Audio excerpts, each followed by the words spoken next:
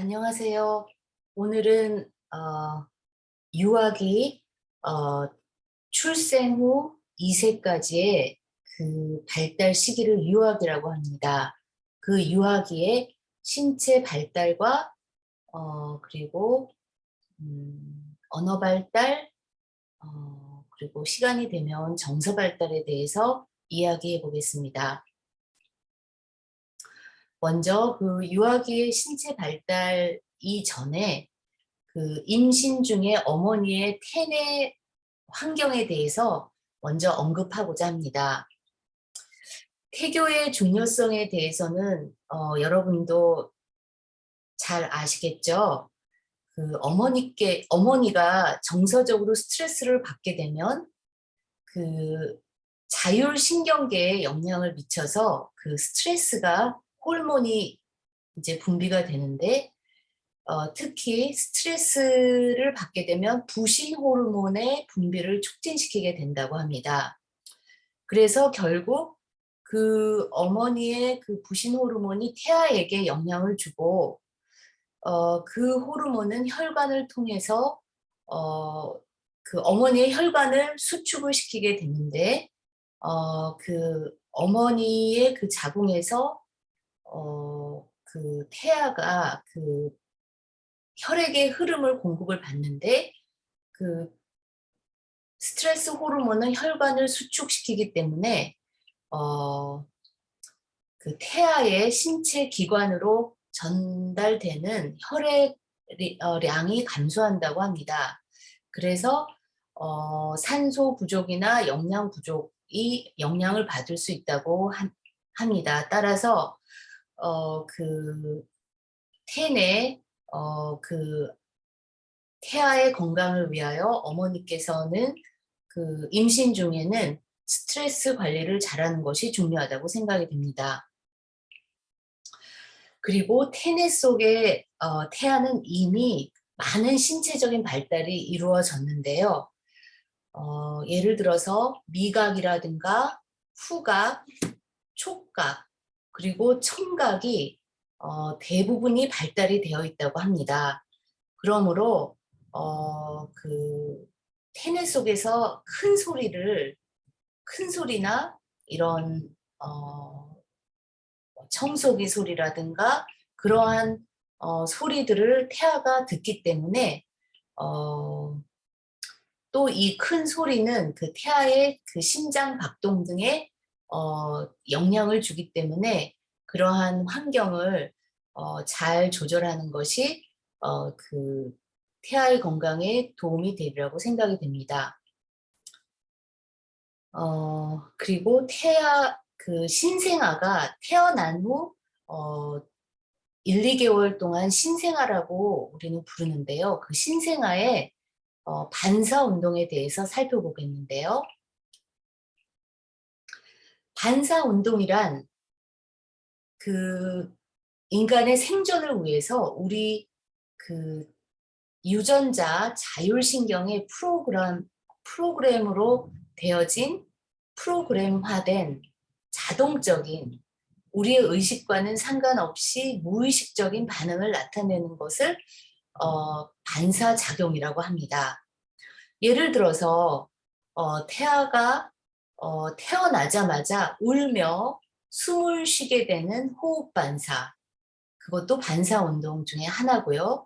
이 호흡 반사는 우리가 죽을 때까지 계속됩니다. 그리고 우리의 그 눈 깜빡거리기 반사도 이제 가지고 태어나고요. 빨기 반사, 이렇게 서킹 리플렉스라고 하죠.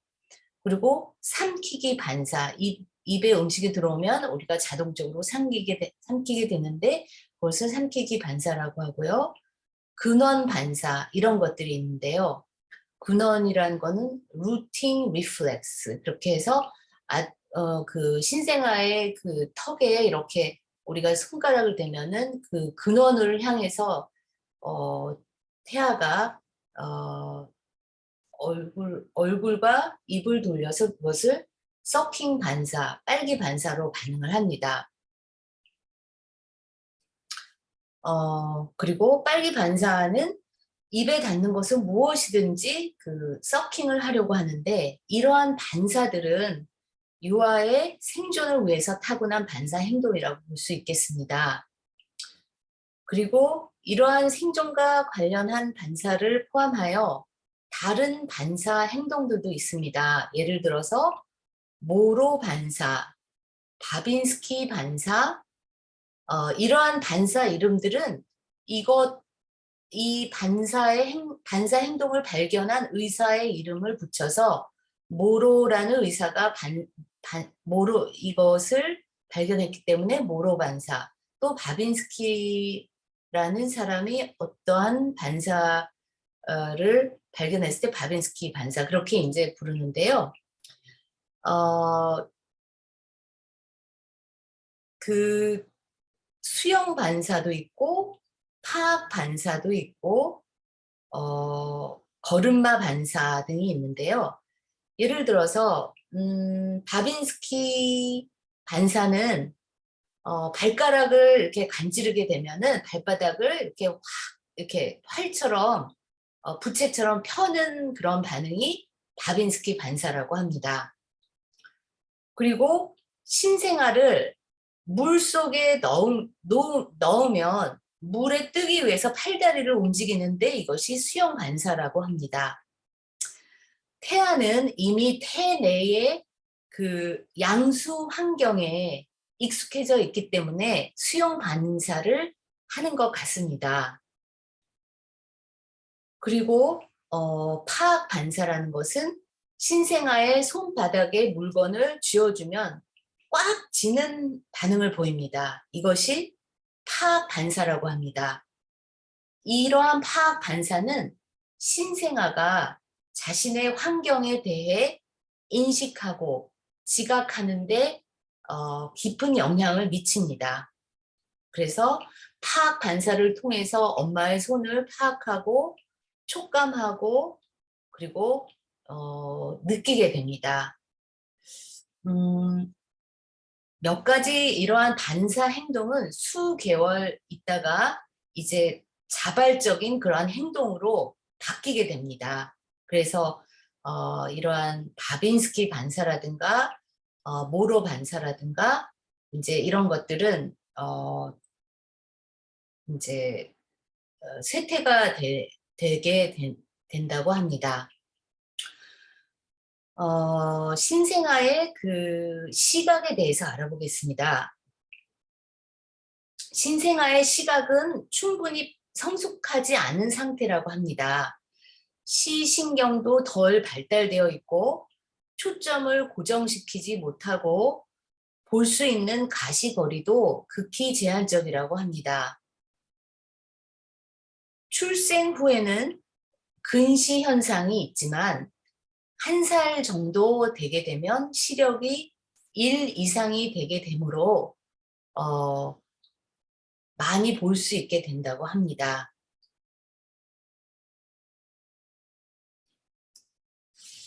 그리고 이 유아를 대상으로 여러 가지 시각 훈련 또는 어떠한 능력이 있는지를 이제 알아보는데 그 중에 하나가 절벽에서 절벽을 영아가 인식하는지 알기 위해서 절벽 검사 실험을 했습니다. 이렇게 절벽으로 된 그런 세팅에서 헝겊을 이제 깔아놓고요. 그리고 절벽이 이제 느껴지게끔 이제 하고, 그리고 이 위에다가 유리를 깔았습니다. 그래서 한쪽에서는 절벽 끝에서 엄마가 이렇게 부릅니다. 그래서 유리를 깔았기 때문에 이 절벽으로 된 시각 효과가 있지만 안전합니다. 그래서 엄마가 이제 영아를 부르라고 하면은 이 영아는 깊이를 인식하기 때문에 두려워하면서 건너가려고 하지 않는다는 것입니다. 그래서 주로 이 영화들의 반응을 보면 절벽이 없는 곳으로 돌아가거나 또는 그 경계선에서 이 아이도 경계선에서 머뭇거리고 있죠. 주로는 경계선에서 엄마에게 도움을 요청하는 하기 위해 울고 그러한 행동을 보였다고 합니다. 그래서 6개월 된 영아는 이 절벽을 공간을 인식할 수 있다는 것을 저희가 알게 됩니다.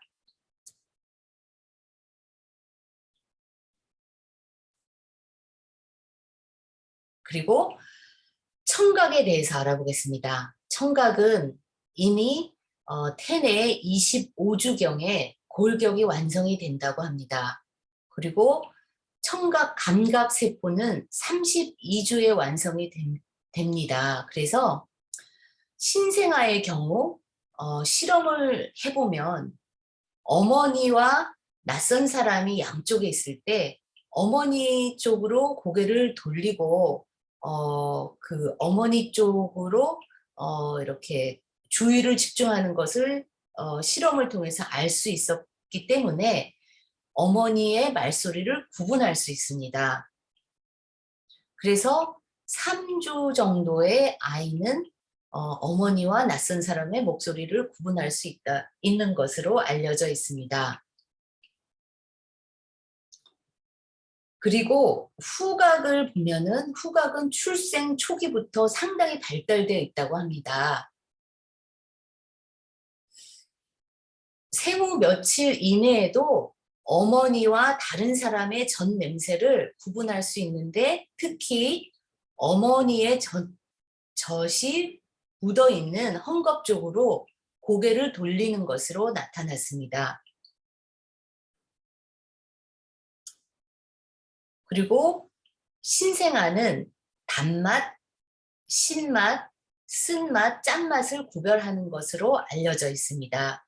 이 실험은 이러한 다양한 맛을 그 신생아에게 이렇게 준 후에 그 신생아의 표정을 보고 그 표정이 단맛 같은 경우에는 계속 이제 얼굴에 행복한 그러한 표정을 짓고 짠맛이나 신맛이나 쓴맛의 경우는 아주 거기에 맞는 그러한 표정을 지은 것을 저희가 통해서 이 신생아가 이러한 미각이 발달되었다는 것을 알 수 있습니다. 언어 발달을 보면 대부분의 그 아동들은 동일한 발달 단계를 거친다고 합니다. 처음 출생 후 몇 달, 두세 달까지는 울음으로써 이제 자신의 의사를 표현하는데요. 울음도 이것이 굉장히 다양한 울음으로 이제 표현이 되는데 예를 들어서 배가 고플 때, 졸릴 때, 화가 났을 때, 심심할 때 다양한 울음으로 이제 표현을 하는데요. 민감한 부모님은 그 울음소리만을 듣고도 자신의 그 아이가 무엇을 원하는지 알아낼 수 있습니다. 그리고 언어 발달을 이제 보면은 2, 3개월부터 옹알이가 시작이 되는데요. 이 옹알이를 할 때 부모나 주위 환경에서 어떠한 반응을 하게 되면 이러한 쿠잉이라 그러는데요. 옹알이는 더욱더 자주 나타나고 다양한 그러한 형태의 소리를 내게 되는데요. 생후 1년 동안 그 유아가 나타내는 옹알이의 소리는 전 세계적으로 동일한 것으로 나타났습니다.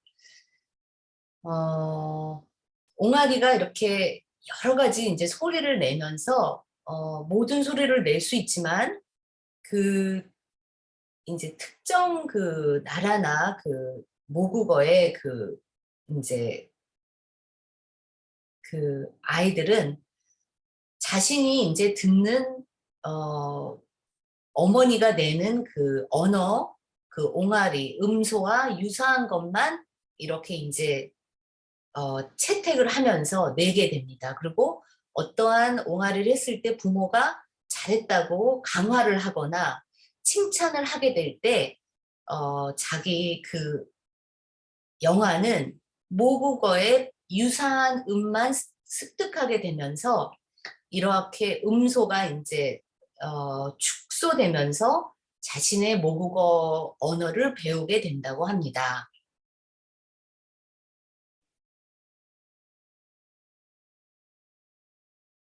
영아는 생후 1년이 되면은 이제 한 단어를 분명하게 말할 수 있으며 2살이 되면은 2개 이상의 단어를 연결할 수 있게 됩니다.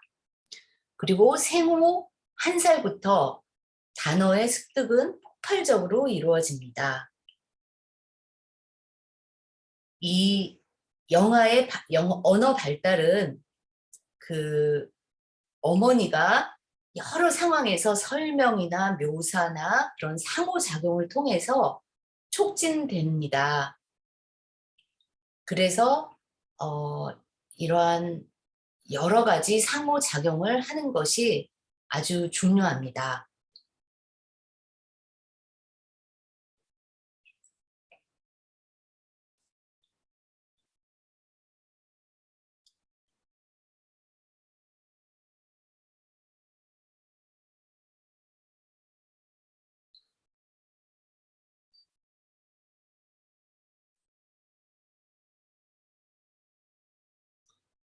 그 영아 시기를 인펀트라고 하는데요. 인펀트는 non-speaker, 말을 하지 못하는 시기를 의미한다고 합니다.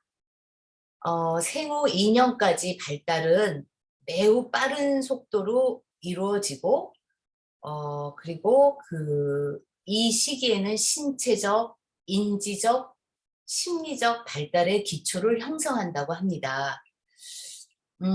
이번에는 그 영아들의 뇌와 신경계의 발달에 대해서 알아보겠습니다. 이때 흔히 그 소아과에 가서 이제 정기 검진을 받게 되면 그 영아가 어디에 속하는지 키와 몸무게가 그 평균과 비교해서 비만인지 아니면은 못 미치는지 이제 그런 것들로 저체중이나 또는 키가 작다 이제 그런 것들을 의사 그 소아과 의사가 이제 이제 부모님한테 얘기를 해줍니다. 그 영아기에는 뇌에서 놀라운 변화가 일어난다고 합니다.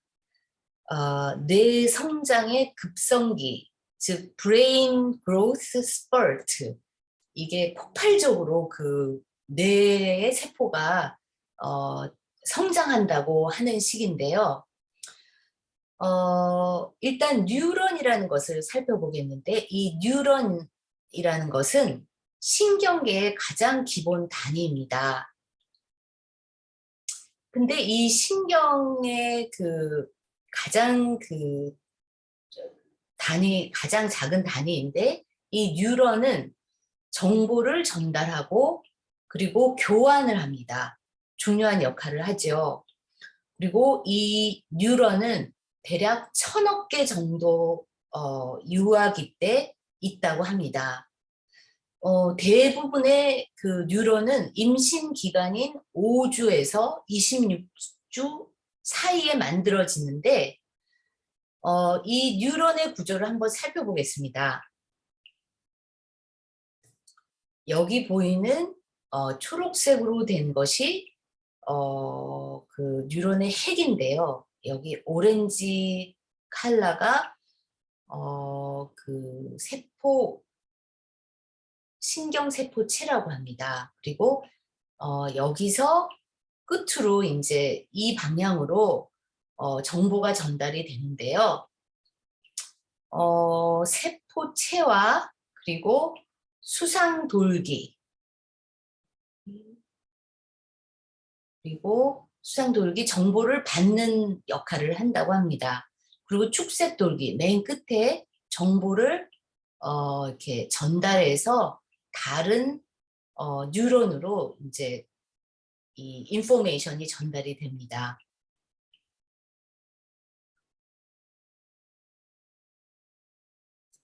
나무 가지 모양의 수상돌기는 다른 뉴런으로부터 정보를 받아들이고 세포체는 그 정보들을 통합한다고 합니다. 그리고 세포체에서 나온 축색 돌기, 이것은 정보를 다른 수상 돌기로 전달하는 이동 통로 역할을 수행한다고 합니다. 여기 노랗게 보이는 이 부분을 수초라고 하는데요. 이 수초는 축색 돌기 주변에 형성된 지방 세포층으로 형성되어 있습니다. 이 수초는 축색 돌기의 대부분을 감싸고 있는데 정보 전달이 빠르게 이루어지도록 돕는 역할을 한다고 합니다. 이 뉴런들은 아주 복잡하게 연결되어 있고 이 수상 돌기와 이 축색 종말 요 부분인데요. 여기하고 다른 수상 돌기와의 사이에 이제 좁은 틈이 존재하는데 이 틈을 시냅스라고 해요. 여기가 이제 돌기의 끝인데요. 이게 닿지가 않고 이 틈이 존재하는데 이거를 시냅스라고 해요. 생후 첫 2년 동안 뉴런의 연결망은 매우 촘촘해지다가 2세 이후에는 감소를 하는데요. 2세에서 7세 아동의 시냅스는 성인보다 50%가 많다고 합니다. 그러니까 이때 아주 중요한 시기라고 할 수 있습니다.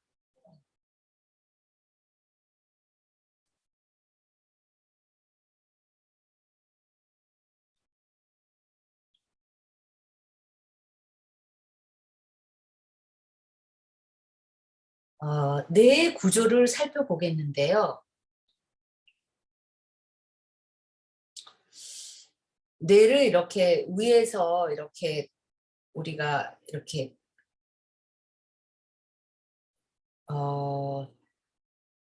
옆으로 이렇게 봤을 때, 측면을 봤을 때, 그 유아의 뇌는 뇌관은 가장 아래에 있고요. 그리고 변연계, 중간, 감정의 뇌라고도 합니다. 그리고 제일 위에 있는 대뇌 피질 세 부위로 이제 나눠져 있는데요. 뇌관의 역할은 생명의 뇌라고도 하는데 가장 먼저 이 부위가 발달을 합니다.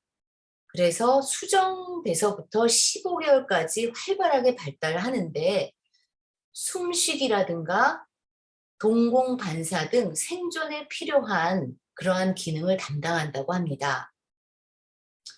그리고 뇌 중간에 있는 변연계는 감정의 뇌라고도 하고 성욕, 식욕 등 우리의 본능적인 욕구를 조절하는 뇌의 기능이 일어나는 장소입니다.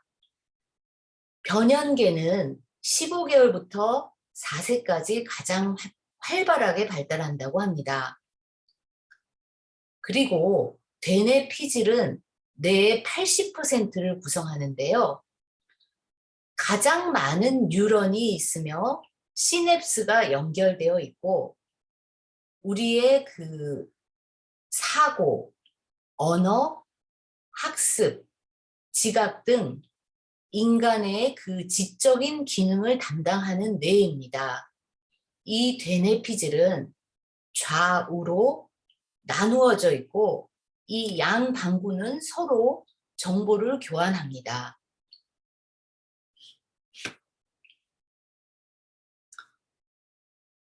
이번에는 대뇌 피질에 대해서 그 뇌 영역으로 구분되어 있는데 그것을 살펴보겠습니다. 먼저 전두엽은 앞에 있다 그래서 우리 여기 앞에 있어서 전두엽이라고 하는데요. 운동, 사고, 정서 기능을 관장합니다. 그리고 우리의 계획이나 그러한 것도 이 전두엽에서 이루어집니다. 그래서 특히 ADHD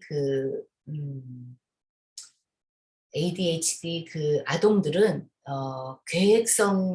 계획이 좀 부족하고 이렇게 충동적으로 행동하는 경향이 많습니다. 그래서 이 전두엽의 기능과 관련이 있습니다.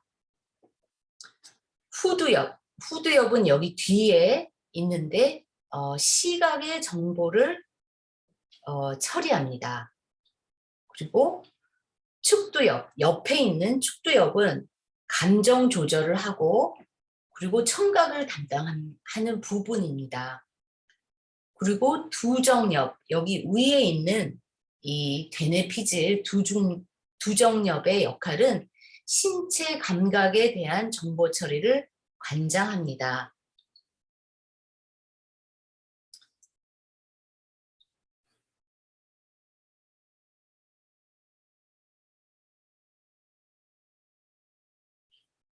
대뇌 피질이 발달하는 순서는 영아기의 발달과 일치한다고 합니다. 예를 들어서 생리 상태를 조절하는 능력이 발달하며 반사를 잘 조절할 수 있게 되고 8개월부터는 정서 관련 그 부위가 증가를 보이면서 발달이 일어나고 시각과 청각을 관장하는 후두엽과 축두엽의 시냅스 성장과 초화는 시각, 청각이 급속히 이루어지는 3, 4개월에 시작해서 2살까지 계속된다고 합니다. 그리고 전두엽의 그 뇌파 활동의 증가는 사고와 언어 발달이 활발해지는 1.5세와 2세 사이에 일어난다고 합니다. 그래서 간단하게 이 대뇌 피질에 대해서 살펴보았습니다. 그러면 다음에는 유아기의 정서 발달에 대해서 살펴보겠습니다.